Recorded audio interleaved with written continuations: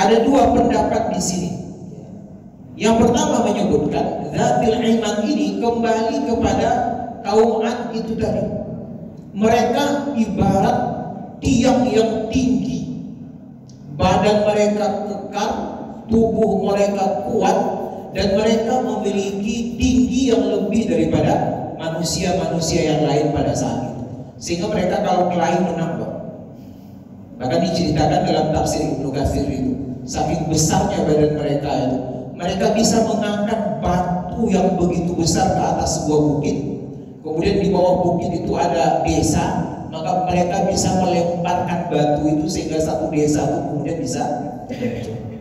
Itu yang maksud pertama daripada Dzatul Imad. Orang yang memiliki kekuatan ibarat tonggak yang kokoh. Bismillahirrahmanirrahim. Ayat yang berikutnya Bapak Ibu yang dirahmati Allah, ini bercerita tentang sejarah masa lalu. Dan ini menjadi salah satu ciri yang tak bisa kita pisahkan daripada Al-Quran. Karena Al-Quran sebagian daripada isinya adalah bercerita tentang masa lalu.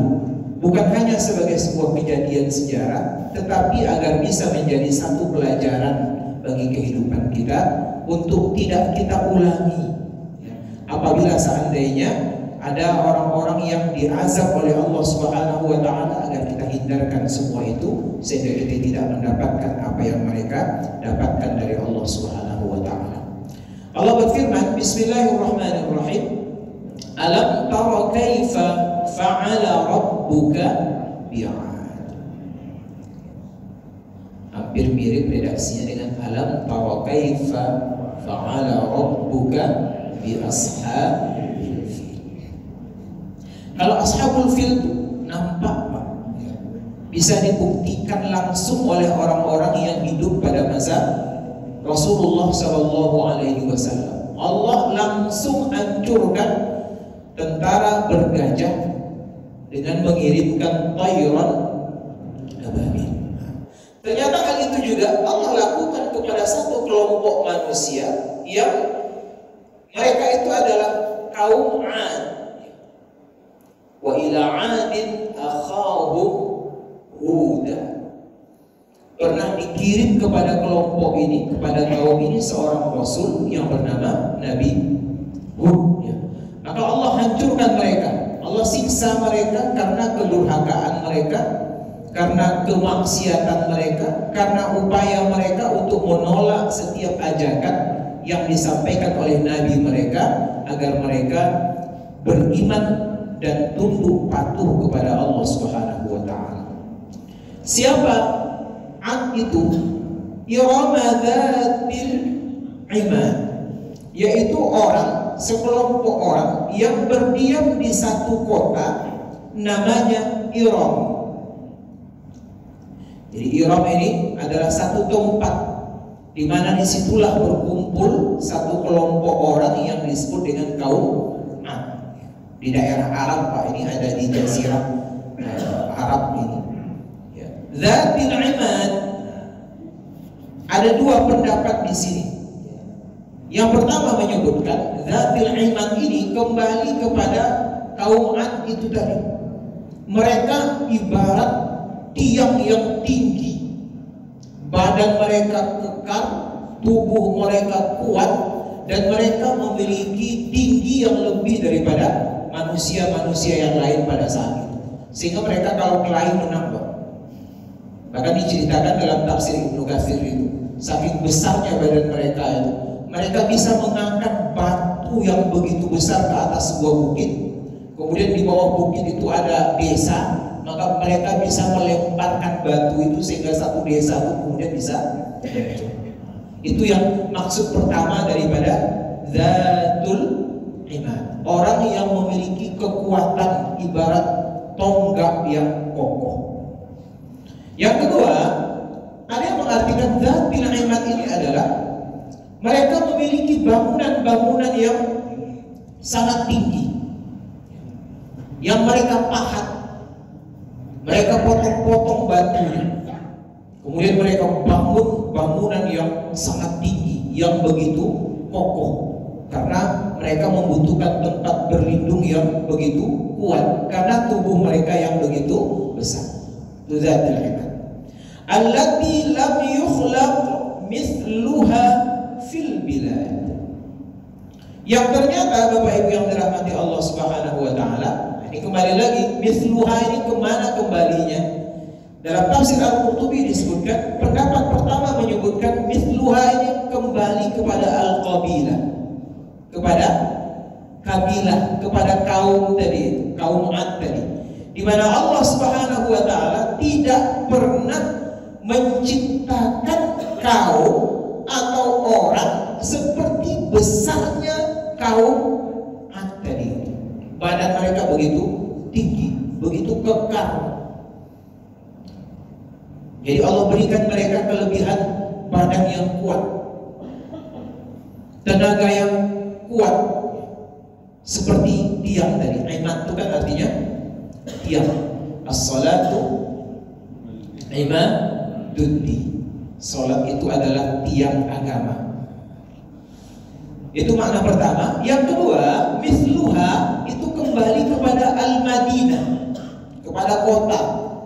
Artinya tidak ada kota yang dibangun sebelumnya seperti kaum Ad ini membangun kota mereka dari bangunan-bangunan yang begitu kokoh, begitu tinggi, ya, menjulang, kuat fil bilad, di negeri manapun. Kemudian yang pertama, berarti Allah ceritakan seperti apa kaum Ad, ya, dengan kelebihan mereka. Tetapi mereka pun kemudian dihancurkan oleh Allah sekuat apapun tubuh mereka kalau mereka menolak ajaran-ajaran Allah Subhanahu wa taala. Yang kedua, Allah cerita tentang kaum yang kedua, wa thamud alladzina jabus sakhra bil wad. Ada juga kata Allah kaum Tsamud. Wa ila thamud akhahum salihah. Dan kepada Tsamud Allah utus saudara mereka, ya, orang dari kalangan mereka sendiri, namanya Nabi Saleh. Alladzina, di mana kaum Tsamud ini dia punya kelebihan jabus sakhra, mereka bisa memotong. Apa yang dia potong? As-sakhra, batu gunung yang begitu keras, yang begitu kuat, bilwad, di lembah gunung itu. Kemudian batu itu mereka buat bangunan-bangunan yang luar biasa. Ini satu kelebihan. Dan mungkin, ya, mungkin saja kelebihan-kelebihan ini juga dimiliki oleh orang-orang sebelum mereka atau yang sezaman dengan mereka, sesuai dengan kemampuan teknologi waktu itu. Bisa kita lihat, piramid itu disusun dari batu-batu yang begitu besar. Candi Borobudur, kalau kita lihatlah susunannya itu bukan susunan macam ini, Pak, tapi susunannya adalah batu-batu yang begitu besar. Boleh jadi waktu itu itulah teknologi yang dipakai oleh orang, memotong batu, kemudian batu itu diangkat, kemudian dibentuk sebagai sebuah bangunan yang macam-macam. Dia bisa candi, kemudian bisa piramid. Bahkan piramid itu hari ini masih tetap terjaga, ya. Kalau Borobudur ini kan sudah dipugar sekian kali, tapi kalau piramid di Giza Mesir itu, di Kairo itu nampak 3 biji. Jarak-jarak kita kurang lebih 10 kilo atau 20 kilo dari Kairo itu sudah nampak itu. Dan itu adalah susunan daripada batu-batu yang begitu besar sampai ke puncak. Alladzina jabus sakhra bil wad. Ini juga hancur. Sekuat apapun mereka memotong batu, mengangkat batu itu menjadi sebuah bangunan, Allah hancurkan mereka apabila mereka ingkar dan durhaka kepada Allah Subhanahu wa taala. Yang ketiga, wa fir'auna dzil autad. Allah juga ingatkan kita, ada sekelompok orang yang dikomandoi oleh raja mereka yang bernama Fir'aun dzil autad, yang memiliki pasang. Autad itu artinya pasang. Apa maksudnya pasang? Dalam tafsir Ibnu Katsir disebutkan pasak itu adalah kekuatan-kekuatan bala tentara yang dimiliki oleh Fir'aun itu, sehingga kemudian membuat kekuasaannya itu tak tergoyahkan. Saking kuatnya bala tentaranya.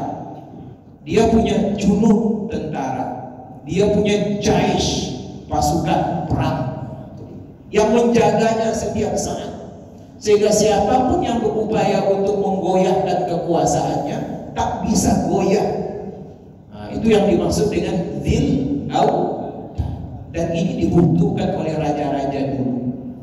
Kalau raja dulu ingin langgeng kekuasaannya, ingin kokoh kekuasaannya, salah satu hal yang dia perkuat adalah bala tentara. Hari ini saya kira juga seperti itu.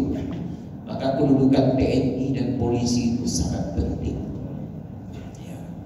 Kalau sudah tidak sejalan antara TNI dengan panglima tertingginya itu habis. Ingat zaman Pak Harto turun dulu, dengan satu-satunya adalah tidak lagi loyal. Akhirnya tidak dijaga, turun, selesai. Itu makna yang pertama. Makna yang pertama, Dzul Autad. Yang kedua, Dzil Autad wa Fir'aun Dzil Autad ini konotasi yang sangat buruk kepada Fir'aun. Di dalam tafsir Ibnu Katsir juga disebutkan, Fir'aun ini dia punya istri. Istrinya namanya Asia, yang merupakan salah seorang wanita yang kata Rasulullah sebagai penghulu wanita yang ada di dalam surga. 4 penghulu wanita surga kata Rasulullah. 1 Maryam, 2 Khadijah, 3 Asia, 4 Fatimah. Ternyata keimanan daripada Asia ini akhirnya diketahui oleh Fir'aun. Apa yang dia lakukan? Dia ikat istrinya itu di tanah yang begitu panas, kakinya diikat, tangannya diikat, kemudian ditampakkan ke-4 bagian kaki dan tangannya itu ke autad, kepada tiang, diikat. Kemudian di atas badannya ditimpakan batu yang sangat besar. Akhirnya istrinya kemudian meninggal dunia. Nah, ini makna yang kata para ulama tafsir, wa Fir'auna Dzil Autad. Itu makna yang kedua. Makna pertama tadi dia memiliki kekuasaan yang luar biasa. Yang kedua, dia siksa istrinya dengan keadaan seperti itu. Yang ketiga, dia punya tradisi, kata para ulama tafsir, terutama di dalam tafsir Al-Qurtubi disebutkan bahwasanya salah satu jenis siksaan yang berlaku pada masa Fir'aun itu adalah kalau orang disiksa, maka siksaannya itu diikat kaki dan tangannya, kemudian disangkutkan di sebuah tiang, kemudian dilemparkanlah batu dari tempat yang tinggi ke tubuh orang yang diikat tadi itu. Akhirnya dia pun meninggal dunia. Nah, inilah yang maksud dengan wa Fir'auna Dzil Autad. Macam-macam Bapak Ibu. Kemudian apa yang terjadi dengan mereka? Samud dengan Ad, ya, dengan Fir'aun, yang mereka lakukan adalah alladzina taghaw fil bilad. Mereka, kata Allah Subhanahu wa taala, tagha. Kalau tagha satu, Pak. Tapi kalau ramai-ramai jadi taghaw. Mereka bersama-sama melakukan tindakan kesewenang-wenangan, mengerjakan sesuatu di luar batas hukum-hukum Allah, melampaui batas-batas yang harusnya dilakukan oleh seseorang. Mereka lebih daripada itu, sehingga akhirnya mereka sampai pada sikap sewenang-wenang, sikap yang berlebih-lebihan, sikap yang melanggar aturan Allah Subhanahu wa taala, dan itu menyeluruh di negeri mereka. Artinya kemaksiatannya sudah merajalela. Itu artinya maksud daripada alladzina taghaw fil bilad. Ini kan jadi satu pelajaran. Kalau kesewenang-wenangan sudah merata, ketidakadilan sudah merata di sebuah negeri, Apa yang kita khawatirkan kira-kira Bapak Ibu? Turunlah azab Allah Subhanahu wa ta'ala.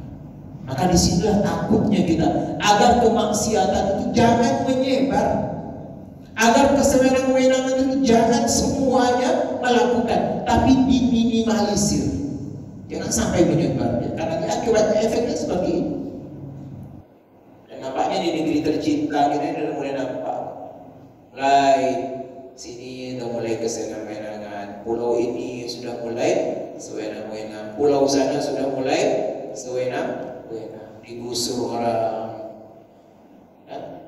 Dulu di Wadas, ya Pak, di mana Jawa Tengah, belum selesai itu lagi lanjut pula ke Batam.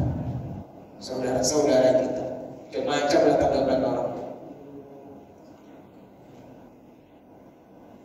Kita berharap selesai dengan baik, jangan sampai menimbulkan kebencian. Mereka ingin hidup, jangan gara-gara kita ingin mendapatkan investor akhirnya mengorbankan kurang lebih 17.000 rakyat kita yang kehilangan tempat tinggal, dan mereka punya sejarah, ya, sejarah. Kampungnya itu kampung bersejarah. Kemudian ayat yang ke-12, fa'aktsaru fihal fasad. Bukan hanya bersewenang-wenang mereka, tapi mereka melakukan berbagai macam kerusakan, fasad. Padahal kerusakan ini sesuatu hal yang sangat dibenci Allah. Innallaha la yuhibbul mufsidin. Allah itu paling tidak suka dengan orang yang berbuat berbagai macam jenis kerusakan. Kerusakan alam, kerusakan air, kerusakan udara, kerusakan akhlak, kerusakan moral, itu paling benci Allah. Dan Allah sudah ingatkan dalam surah Al-Mu'min, dhaharal fasadu fil barri wal bahri. Sudah nampak hari ini, kata Allah. Apa dia? Al-fasad, berbagai macam kerusakan fil barri, di atas daratan kita ini, wal bahri, kemudian di lautan. Siapa yang melakukan kerusakan itu? Allah sampaikan, bima kasabat aydin nas, karena ulah-ulah tangan manusia. Mereka yang berbuat. Kalau mereka lakukan kerusakan, yang merasakan bukan yang merusak, tapi yang merasakan seluruh orang yang ada di tempat itu. Banjir, apakah yang nebang hutan aja, hutan itu aja yang banjir? Enggak, semuanya merasakan. Buang sampah sembarangan, apakah yang buang sampah itu aja yang merasakan? Enggak, orang beringin indah pun kena dia. Hari apa? Minggu kemarin hari banjir bandang kan baru masuk di jalan apa kita ini. Liyuziqahum ba'dalladzi 'amilu. Setiap kerusakan itu, kata Allah, kami kembalikan akibatnya kepada kalian sendiri, kata Allah. Karena kalian yang berbuat, maka kalian harus bertanggung jawab. Makanya yanhauna 'anil munkar itu bukan tugas perorangan, Pak, tugas bersama-sama. Agar apa? Agar hasil daripada kerusakan itu bisa kita minimalisir. Ini bahayanya kerusakan. Maka kalau ada kerusakan di atas muka bumi ini, seorang muslim tak boleh. Kalau kerusakan itu kan ibarat kemungkaran, kan Nabi selalu ingatkan, man ra'a minkum munkaran, siapa yang melihat satu kemungkaran, yughayyiruhu biyadihi, dia ubah dengan kekuasaannya. Mampu dia dengan kekuasaannya, silakan diubah. Ini menunjukkan betapa besarnya pengaruh kekuasaan. Maka jangan sampai kekuasaan ini jatuh kepada orang yang tak baik, karena pasti ujung-ujungnya merugikan kita semua. Kalau kekuasaan itu yang tanda tangan itu jatuh kepada orang tak baik, habis gitu. Maka dia mesti jatuh kepada orang yang baik. Tidak bisa dengan kekuasaan, karena kita tidak punya kekuasaan. Kita ubah dengan lisan kita, ngomonglah kita. Sampaikan dengan cara-cara yang elegan, cara-cara yang berwibawa. Ingatkan mereka. Tidak juga lagi takut kita dengan lisan kita. Nanti ada pencemaran nama baik, nanti ada undang-undang ITE, informasi teknologi informatika, elektronika, macam-macam itu Pak. Pasal karet, takut kita. Fabi qalbihi kata Rasulullah. Hati kita tak boleh terima Pak. Kalau nampak kemungkaran jangan terima hati kita. Kalau kita terima hati kita, berarti kita sudah terlibat kepada kemungkaran. Itulah batas akhir kita itu. Wa dzalika adhaful iman. Itulah titik iman yang paling lemah. Dia hanya mampu membela dengan hati. Dan itu pun sudah jadi modal. Daripada hati pun tidak. Malah senyum dia, dia ada kemungkaran senyum dia, Pak, senang dia. Sekarang mudah aja Pak.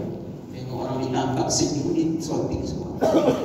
Tengok seorang ini loh yang senyum, suka nengok orang ditangkap. Itu kan, itu sudah tidak ada lagi imannya. Itulah contohnya. Maka seorang muslim punya tanggung jawab. Fi ayyi ardin tata, dimanapun kalian berada sebagai seorang muslim, fa anta mas'ulun an islamiha. Maka kita sebagai seorang muslim itu bertanggung jawab terhadap keselamatan wilayah kita itu. Yang salah satunya ya'muruna bil ma'ruf wa yanhauna 'anil fa'aktsaru fiha al-fasad. Banyak mereka kerjakan segala macam kerusakan. Apa yang terjadi? Mereka bersewenang-wenang dalam berbuat. Mereka memperbanyak kerusakan di tempat mereka berada. Fasabba 'alaihim rabbuka sawfa. Hasilnya marah Allah. Akhirnya Allah kemudian menimpakan kepada mereka sawta azab, cemeti. Saut itu cemeti. Tapi cemetinya itu adalah azab dari Allah Subhanahu wa taala. Allah tumpahkan kemarahannya karena kedurhakaan mereka dengan mengirimkan cemeti azab yang akan menimpa orang-orang yang ada di tempat itu karena kedurhakaan mereka, atau mungkin karena diamnya mereka terhadap sikap-sikap kedurhakaan itu. Makanya orang baik kalau dia melihat kemungkaran dia diam, itu sama dengan iblis yang bisu.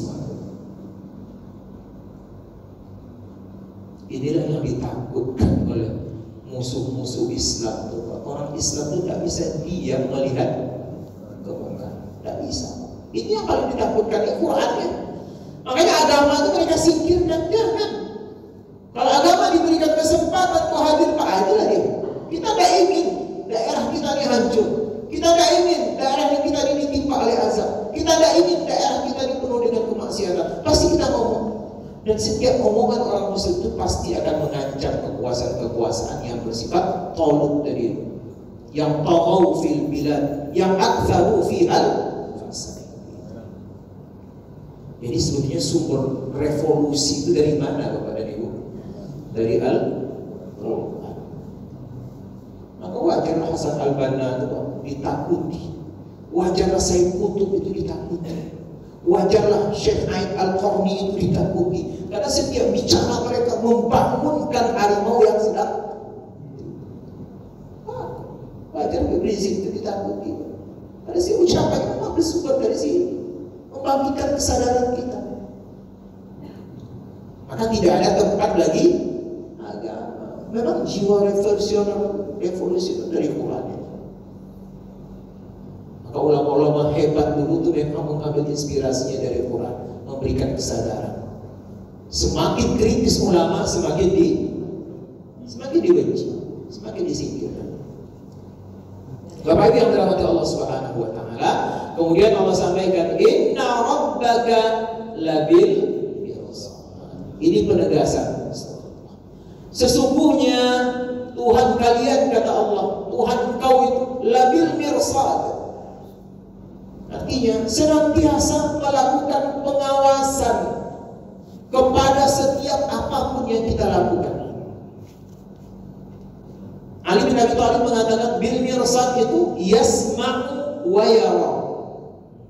Dia senantiasa mendengarkan dan dia senantiasa melihat setiap perbuatan yang dilakukan oleh hambanya dengan dua bentuk. Apabila yang dia lihat, yang dia dengar itu adalah kebaikan, dia akan balas nanti berupa pahala kebaikan di hari akhirat. Apabila yang dia dengar, yang dia lihat itu adalah kemaksiatan, dia akan balas nanti di akhirat berupa sebuah hukuman. Yasma, dia dengarkan.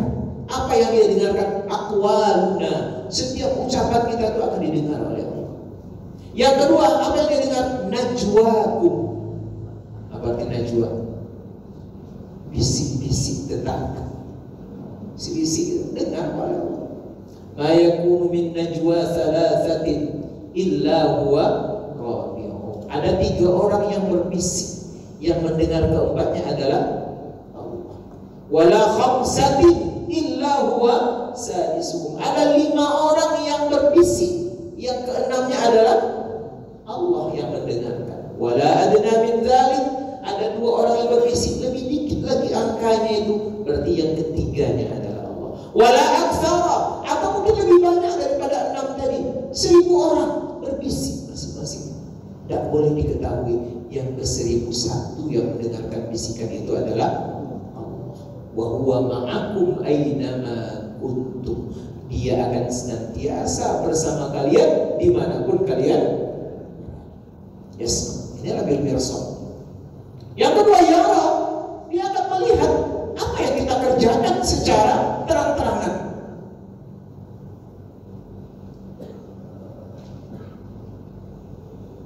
Yang zahir, yang nampak itu ya. Apapun yang kita sembunyikan, ma zahara minha wa ma batan, yang nampak maupun yang tersembunyi. Inilah makna daripada inna rabbaka labil mirsad. Jadi orang Arab Badui, mereka ditanya, sedang apa Tuhanmu? Biasa mereka bertanya tentang Tuhan. Jawabannya inna rabbi labil mirsad. Sedang apa Tuhan kita sekarang? Tuhan kita hari ini senantiasa melakukan pengawasan, mengawasi kita, melihat kita, dan mendengar seluruh apapun yang kita ucapkan. Bapak Ibu yang dirahmati Allah Subhanahu wa taala, sesudah itu beralihlah kisah ini kepada orang kafir. Ini kata ulama tafsir, ini ayat berikut ini bercerita tentang orang kafir yang tak pandai bersyukur kepada Allah Subhanahu wa taala, yang mengira kenikmatan itu adalah tanda sayang Tuhan kepada mereka. Dan mereka tidak mengira ketika nikmat itu diberikan itu juga merupakan sebuah ujian. Allah berfirman, "Fa'ammal insan", ada manusia kata Allah, "idza mabtalahu", mim itu zaidah Pak, untuk menambah saja. Asalnya idza btalahu. Ada manusia apabila diuji oleh Allah Subhanahu wa taala, ujiannya seperti apa? Fa akramahu. Allah berikan dia kemuliaan. Allah muliakan kedudukannya. Allah tinggikan derajatnya. Allah jadikan dia terhormat di tengah-tengah masyarakatnya. Wa na'amahu. Kemudian Allah berikan nikmat yang tak pernah putus-putus kepada mereka. Berdagang mereka untung, jualan untung, buka pertanian untung, buka ini untung. Pokoknya semua yang mereka buat untuk perdagangan, untuk niaga, untuk berbisnis, semuanya untung. Apa yang mereka lakukan? Fayaqulu rabbi akraman. Mereka merasa Tuhanku sudah memuliakan, sehingga mereka pun lupa diri. Oh, ini kemuliaan dari Allah. Mari kita berbuat sesuka hati kita. Mau kita apakan harta ini, keuntungan itu terserah kita. Nah, itulah. Padahal dalam keyakinan kita sebagai seorang muslim, ketika seseorang diberikan nikmat itu juga merupakan satu ujian yang harus kita pertanggungjawabkan. Min aina iktasabahu wa fima anfaqahu, di mana kita dapatkan dan kemana kita belanjakan.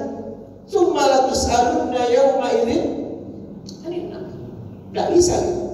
Dan ketika kita dapat nikmat itu ujian. Cara untuk lulus dari ujian itu seperti apa? Bersyukurlah dengan ujian tadi, dengan kenikmatan tadi kita syukuri, kita berbagi dengan orang. Ya kan, dalam surah sebelumnya kan fakku raqabah au it'amun fi yaumin dhi masghabah yatiman dha maqrabah au miskinan dha, berbagilah dengan orang, berikan. Ini orang kafir. Sedangkan wa amma idza mabtalahu, andaikan mereka diuji juga dengan cara apa? Faqadara alaihi rizqahu, Allah batasi rezeki mereka. Mereka menginginkan dapat banyak, rupanya 1/4 dapatnya, Pak. Mereka ingin dapat 100, rupanya mereka hanya dapat 20%. Dibatasi oleh Allah nikmatnya itu, tak diberikan sesuai dengan keinginan mereka. Mereka mengatakan fa yaqulu rabbi ahana, Tuhan kami sudah menghina kami. Jadi dia menganggap ujian itu hanya kekurangan harta, ujian itu hanya rezeki yang tak begitu banyak. Mereka lupa kedua-dua bagian itu. Mereka dapat harta atau mereka kurang harta, semuanya itu adalah bagian daripada ujian dari Allah Subhanahu wa ta'ala. Bagi kita kembali lagi, bila dapat banyak kita bersyukur kepada Allah, bila dapat sedikit kita bersabar. Ajaban, kata Rasulullah, di amril mu'minin, dari urusan orang-orang yang beriman. Kalau mereka dapat rezeki, mereka bersyukur, mereka masuk surga. Kalau mereka dapat musibah, mereka bersabar, mereka pun masuk surga. Nah, inilah sikap orang beriman yang begitu indah. Dalam sudut kehidupan mereka pasti ada rasa syukur dan pasti ada rasa sabar. Yang kedua-duanya kalau dijalani, ujung-ujungnya memasukkan mereka ke dalam surga Allah Subhanahu wa ta'ala. Bapak Ibu yang dirahmati Allah Subhanahu wa ta'ala, berarti kita sampai ayat yang ke-16. Dan insyaallah minggu depan kita lanjut ke ayat yang ke-17. Terima kasih. Hadanallahu wa iyyakum ajma'in. Wa billahi taufiq wal hidayah. Assalamualaikum warahmatullahi wabarakatuh.